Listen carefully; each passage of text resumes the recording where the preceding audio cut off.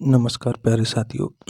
आज हम मूल विधि में भूमि अधिग्रहण अधिनियम 2013 को देखने वाले हैं। इससे जो महत्वपूर्ण क्वेश्चन है उन्हें इसे हम दो पार्ट में कवर कर लेंगे, पूरे के पूरे एक्ट को महत्वपूर्ण। चलो शुरुआत करते हैं। भूमि अधिग्रहण अधिनियम 2013। भूमि अधिग्रहण अधिनियम 2013 भूमि अर्जन, अधिग्रहण, पुनर्वसन एवं पुनर्व्यवस्थापन में उचित प्रतिकर, मुआवजा और पारदर्शिता का अधिकार अधिनियम 2013 है। भूमि अर्जन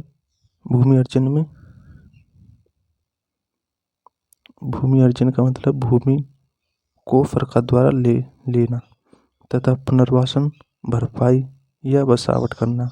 पुनर्व्यवस्थापन में किसी बस्ती को बसाना तथा उसमें जल, सड़क, बिजली आदि मूलभूत आवश्यकता चीजों की भरपाई करना। यह एक्ट 26 सितंबर 2013 को पारित हुआ था तथा लागू 1 जनवरी 2014 को हुआ था। इसमें कुल अध्याय 13 हैं, कुल धाराएं 114 तथा कुल अनुसूची 4 हैं। धारा 1 में संक्षिप्त नाम और विस्तार और प्रारंभ संपूर्ण है, जो कि संपूर्ण भारत में है।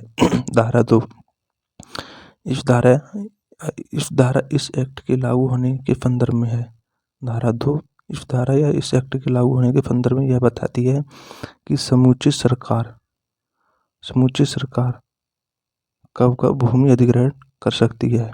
धारा 2 में यह बताया है कि सरकार भूमि को कब अधिग्रहण कर सकती है। जैसे कि आर्मी, नेवी, एयरफोर्स, सीएएफ या पुलिस आदि के सेंटर हेतु या सामरिक ठिकानों की स्थापना के लिए भूमि अधिग्रहण सरकार कर सकती है। अवस्थापना, ट्रेन, ट्रक्स, रोड, अस्पताल आदि, स्कूल, पार्क आदि बनाने के लिए भूमि अधिग्रहण कर सकती है सरकार।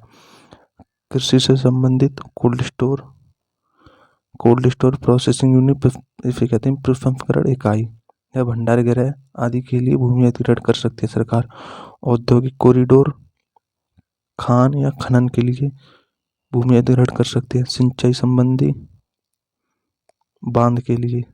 संबंधी बांध हेतु भूमि अधिग्रहण कर सकती है। रिसर्च सेंटर की स्थापना हेतु, स्पोर्ट्स, पर्यटन, स्पेस के लिए भूमि अधिग्रहण कर सकती है सरकार। धारा 3 में हमारी परिभाषाएं हैं। धारा 3 से प्रभावित कुटुंब ऐसी परिवार जिसकी भूमि या स्थावर संपत्ति का अधिग्रहण कर अर्जन किया जाता है। ऐसे परिवार जो भूमि का मालिक तो नहीं है पर भूमि अधिग्रहण करने से 3 साल पहले या उस पर कार्य कर रहे हैं और उस पर रोजी रोटी की आजीविका आश्रित हैं। एफएएसटी अनुसूचित जनजाति समुदाय के सदस्य एवं वन निवासी जिनके वन्य अधिकार अधिग्रहण के कारण खो गए हैं। ऐसे परिवार जिसकी जीविका का मुख्य स्रोत अर्जन के 3 साल पहले तक वनों या जलाशयों पर निर्भर रहा है, केवल भी इसी में शामिल हैं। जैसे कि वन उपज से इकट्ठा करना, शिकार करना तथा मछली पालन करना। धारा 3D में कृषि भूमि है। निम्नलिखित कार्यों में यदि भूमि उपयोग हो रही है तो माना जाएगा कि वह कृषि भूमि है। जैसे कि खेती या उस भूमि में खेती या उद्यान कृषि जैसे सब्जी, फूल, फल आदि हो रहे हैं तो वह भूमि कृषि योग्य है। दुग्ध, मुर्गी पालन, मछली पालन, रेशम नर्सरी आदि की भूमि, पशुओं के चरगाह, फसलों और वृक्षों या घास का बढ़ना, ये सभी कृषि भूमि के अंतर्गत आती हैं। धारा 3I धारा 3 आई, अर्जन की लागत। सरकार किसी भूमि को अधिग्रहित करना चाहती है तो उसकी लागत मूल्य कैसे निर्धारित करेगी। अगर सरकार भूमि को अर्जन करना चाहती है तो उसकी लागत तथा उसके मुआवजा किस आधार पर निर्धारित करती है। जमीन की कीमत, मुआवजे की रकम और उस भूमि पर खड़ी फसल का मूल्य से निर्धारित होगी। या प्रभावित परिवार के दोबारा बसने के लिए भूमि और भवन की लागत के अनुसार,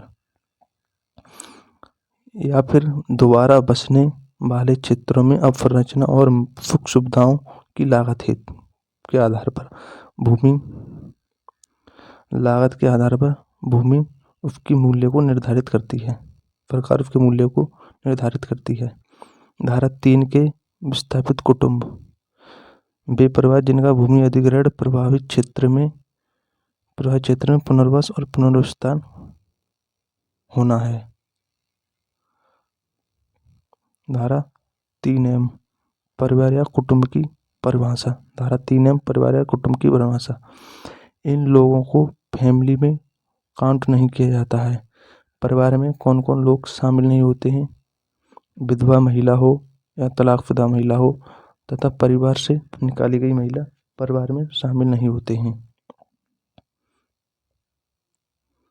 या परिवार में कौन कौन शामिल होते, कोई व्यक्ति है या कोई व्यक्ति उस पर आश्रित पति हो या पत्नी हो, या अवयस्क संतान हो, या अवयस्क भाई हो, या अवयस्क बहनें हो, ये सभी परिवार के अंतर्गत आते हैं।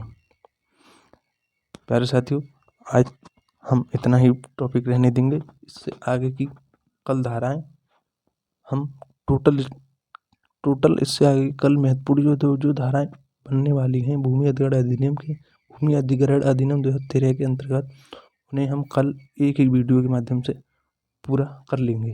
जय हिंद प्यारे साथियों। और वीडियो अच्छी लगी हो तो लाइक करें,